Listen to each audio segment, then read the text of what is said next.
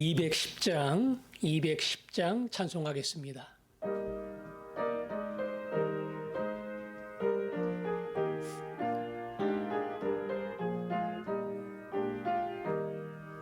시온 성과 같은 교회 그의 영광 한없다. 허락하신 말씀대로 주가 친히 세웠다. 반석 위에 세운 교회 흔들 자가 누구랴.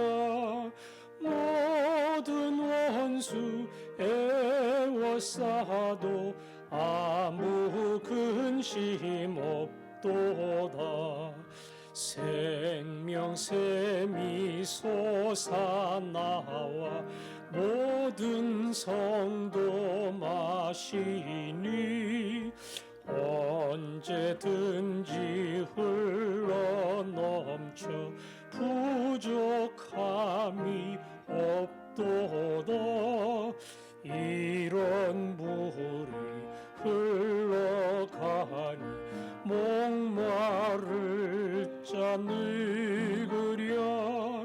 주의 은혜 풍족하여 넘치고도 넘친다.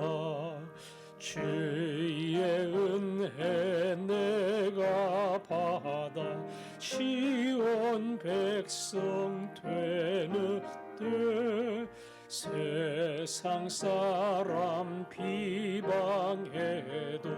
주를 찬송하리라.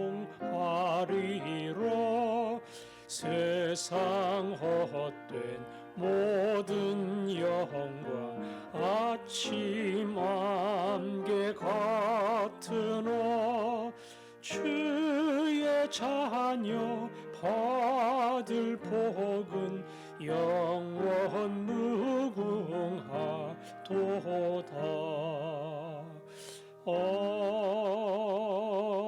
아멘. 내 교회를 세우리니 음부의 권세가 이기지 못하리라. 오늘 찬송가의 가사대로 주가 친히 세웠다. 주가 친히 세웠다.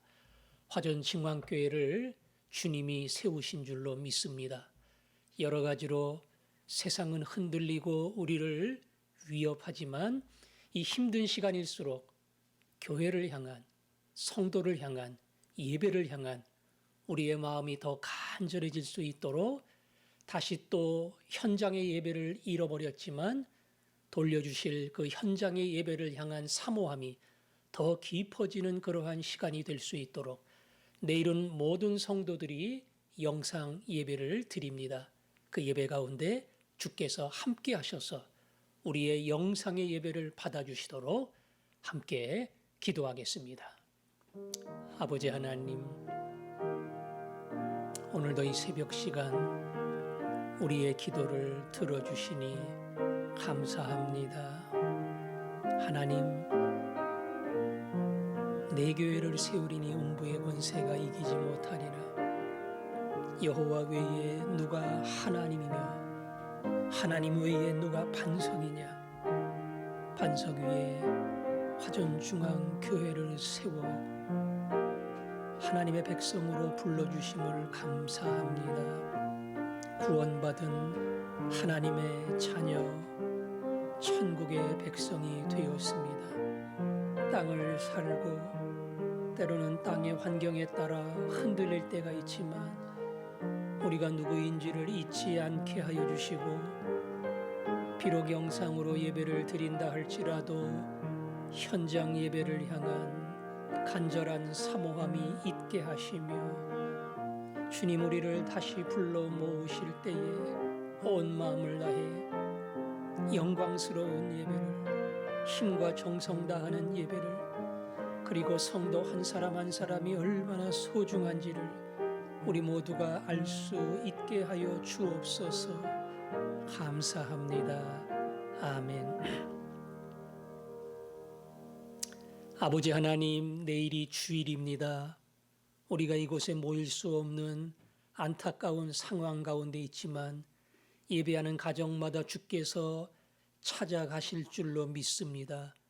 우리의 예배를 받아주시고 영상으로 드리는 예배가 다시 시작됐지만 현장을 향한 우리의 마음은 더 깊어지게 하시고 은혜를 주실 때에 그 은혜가 당연히 아니고 하나님의 기적의 예배인 것을 우리 모두가 깨달아 알게 하여 주옵소서. 예수님 이름으로 기도합니다. 아멘. 오늘부터는 디모데후서의 말씀을 보도록 하겠습니다. 디모데후서 1장 1절과 2절 두 절 말씀만 함께 읽겠습니다. 1절과 2절입니다. 시작.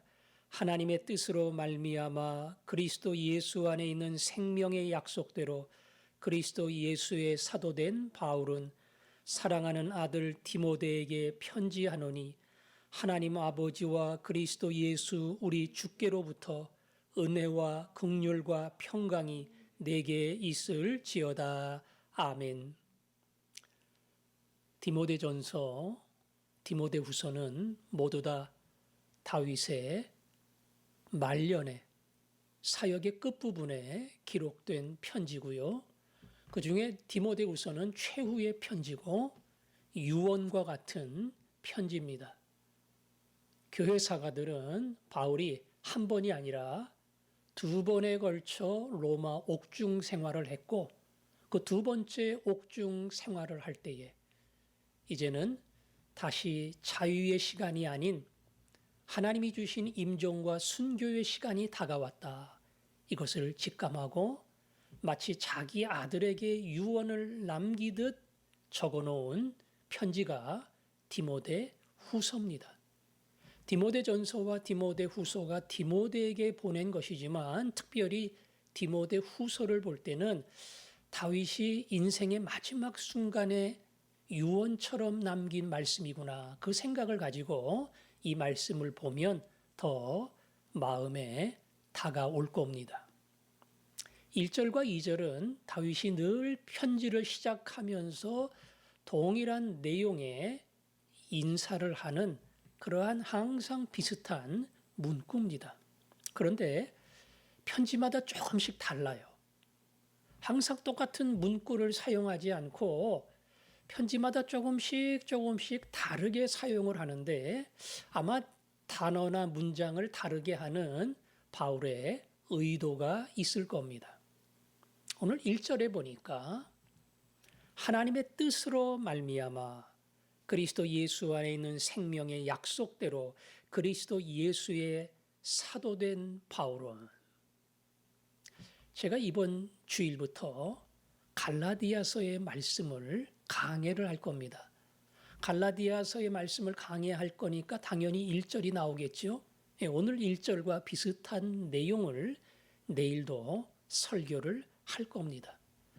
항상 첫 절, 둘째 절에 보면 나는 사도다. 예수 그리스도의 사도다. 예수님이 세워주신 복음의 전파자다. 사도라고 하는 것은 전도자, 목사하고는 다릅니다. 사도는 예수님께 직접 복음을 증거하도록 위임받은 1회에 끝나는 특별한 사명자입니다. 따라서 사도는 그 이후에 되풀이돼서 일어나지 않아요. 그때 바로 예수님께 사명을 받고 복음의 출발자가 되어서 이 땅에 교회의 기초를 세우고 그리고 성경을 기록하는 그러한 특별한 권한을 받은 사람들입니다. 바울은 자기가 그리스도 예수의 사도가 되었다고 이야기합니다. 그런데 그 앞에 설명하는 글을 보니까 하나님의 뜻으로 말미암아 그렇게 시작을 했죠. 하나님의 뜻으로 말미암아 그리스도 예수의 사도된 바울이다. 하나님의 뜻으로 사도가 되었다. 가만 생각하면 쉽게 이해가 됩니다. 바울 스스로가 예수를 믿고 사도가 되려고 생각한 적은 한 번도 없습니다. 바울은 반대길로 갔지요. 믿는 자를 박해하고 따라서 예수를 이단자로 생각하는 그런 사람이 바울이었고, 바울이 예수님을 만난 것도 이방 나라 다메섹까지 가서 예수 믿는 자를 체포해서 오겠다고 그야말로 마음속에 열기가 가득해서 그 땅까지 가다가 가는 길에 예수님을 만난 겁니다. 그리고 바울의 가치관, 신앙관, 철학 모든 것이 다 무너지고 거기서 예수님을 만나지요. 예수님의 음성을 듣지요. 그리고 그 바울을 향한 예수님의 기대와 꿈이 무엇인가 이것을 바울이 깨닫게 됩니다. 가만 보면 자기가 의도한 게 아니에요. 의도하지 않은 것뿐 아니라 완전히 다른 길을 가려고 했던 사람이고, 그게 옳다고 믿고 거기에 열불을 내면서 가던 사람인데 180도 완전히 다른 길로 뒤집힌 거, 이거는 철저하게 하나님의 뜻이었다. 따라서 오늘 사도가 된 것은 조금 더 사도라고 하는 이 권위를 내세우거나 내가 예수님께 명령받은 사람이야 이걸 드러내려고 하는 게 아니라 나는 자격도 없어. 사도라고 일컬음 받을 수도 없는 사람이야. 근데 전적인 하나님의 은혜로 나를 꺾고 사도로 만들었다. 따라서 이 사도의 직분은 내 뜻이 아닌 하나님의 뜻이고 내 의지가 아닌 오직 하나님의 의지로 나를 이 자리에 세웠다는 겁니다. 그러니까 당연히 사도로 세우신 하나님의 음성을 듣고 그의 음성에 순종하는 것, 이것이 사도인 바울의 마땅한 태도겠지요. 또 하나는 그리스도 예수 안에 있는 생명의 약속대로 사도가 되었다. 그리스도 예수로 말미암아 이렇게 표현하면 간단한데 그리스도 예수 안에 있는 생명의 약속대로 그랬어요. 생명을 주는 약속에 따라서 이런 말이죠. 영원한 생명을 주는 약속. 그게 뭡니까? 복음이에요. 복음.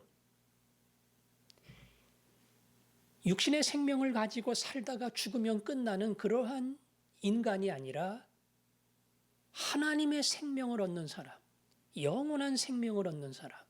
그 영원한 생명은 예수 그리스도로 말미암아 주어집니다. 그 하나님의 뜻에 따라 그리스도 예수 안에 이 생명을 주는 약속.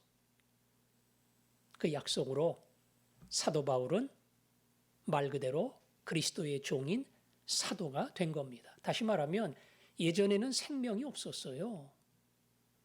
예전에는 자만심만 가득했고 예전에는 혼자 율법에 흠이 없는 자라고 하는 그러한 쓸데없는 자존감만을 가지고 자기 가치를 자기가 세운 철학을 따라 만족하며 살던 그러한 사람이었는데 예수님 만나고 진짜 생명, 영원한 생명, 하나님의 생명을 얻게 된 겁니다. 그 예수 안에 있는 영원한 생명, 복음을 내가 듣고 예수로 말미암아 하나님의 생명이 내 안에 시작이 되었다. 그러니 죽은 사람이야 예수님의 뜻을 모르겠지만 내가 예수님 만나고 살았는데 이제 살았는데 어떻게 나를 살리신 예수님을 모른다고 해? 그 예수님 때문에 살아난 나는 죽어가는 또 다른 사람에게 이 생명의 소식을 전하지 않을 수 없어. 그래서 내가 사도야. 복음을 증거하고 교회를 세우는 이 기틀을 마련하는 사도의 직분을 나에게 주셨는데 이게 뭐냐? 이게 생명 나눠주는 거야. 생명. 디모데야, 너도 나와 동일하게 그리스도 예수 안에 있는 이 생명의 복음을 듣고 하나님의 영원한 자녀가 되었다는 거 잊지 마라. 그리고 네가 목회할 때에 수많은 성도들에게 그 어떤 선물보다 예수 안에 있는 이 영원한 하나님의 생명을 나눠주는 것, 이것이 가장 중요한 너의 사명인 것도 잊지 말아라. 그런 내용이 이 안에 다 담겨 있습니다. 그래서 복음을 증거함에 있어서 수많은 세상의 부딪힘이 있죠. 반대가 있고 심지어 박해가 있습니다. 그런데 이게 제일 중요하거든요. 예수 믿고 구원받아라. 예수 안에서 당신의 죄는 용서함 받고 예수 안에서만 당신은 하나님의 자녀가 될 수 있고 천국 백성이 될 수 있다. 그러니까 딴 거는 포기하더라도 이 복음의 가장 중요한 생명의 도리, 이거는 결코 포기할 수도 양보할 수도 없습니다. 그래서 바울이 말하죠. 디모데야, 복음과 함께 고난을 받아라. 고난 피해가면서 복음 증거하는 게 아니라 복음을 증거할 수 있다면 고난도 감수하고 이 복음을 증거하는 자가 되라. 왜? 생명이 여기서 나온다. 너 때문에 수많은 사람들이 살아난다. 너 때문에 수많은 사람들이 하나님의 자녀가 된다.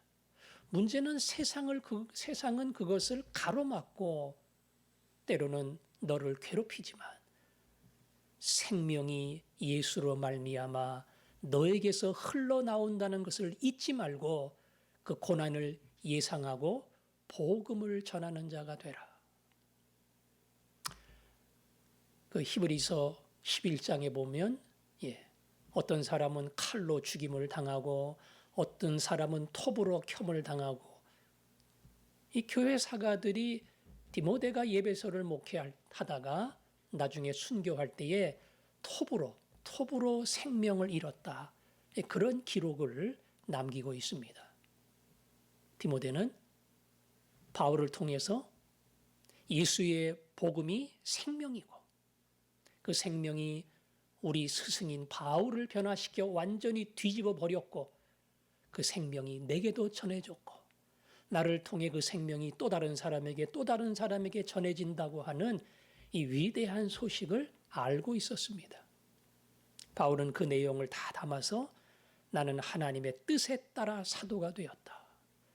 그리고 예수 안에 있는 이 생명의 약속과 소식대로 나는 변화되고 뒤집어졌고 그리고 내가 원해서가 아니라 그분의 뜻에 따라 이 자리에 서서 여러분에게 편지를 보낸다. 따라서 내 편지는 이건 바울의 편지지만 이건 예수님의 편지야. 난 예수님의 종이고 예수님이 시켜서 그래서 이거 하는 거야. 좋아서 하는 거 아니야. 뭐 돈 버느라고 하는 거 아니고 어디 가서 힘주라고 하는 거 아니야. 이건 고난의 길이고 눈물의 길이지만 주님이 사도로 부르시고 보냄을 받은 자다.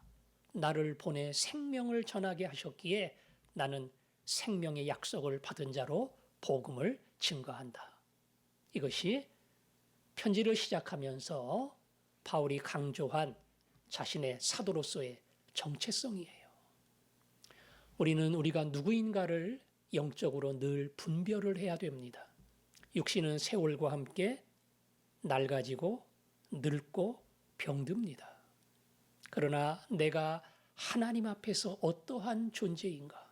복음을 듣고 몰랐던 하나님 깨닫고 예수 안에 영원한 생명을 얻어서 이 땅을 지나 하나님의 나라에서 영원히 하나님의 자녀로 살아갈 사람이다. 땅에 살지만 땅에 속한 사람이 아니다. 이런 자신의 영적 정체성을 우리도 가지고 있어야 돼요. 그래서 때로 믿음의 생활이 조금 손해가 되고 내 것을 포기해야 되는 그러한 일들이 따른다 할지라도 오늘 바울의 고백 그대로 나는 생명을 받은 자고 앞으로도 이 생명을 증거할 것이고 그래서 그것이 나의 인생의 가장 중요한 목표요 가치가 된다. 그 신앙인의 핵심, 신앙인이 가장 중요하게 여기는 인생의 가치와 목적, 그것을 기억하고 살아가는 사람. 오늘도 그 믿음으로 승리하는 여러분이 되시기를 주님의 이름으로 축원합니다. 기도하겠습니다.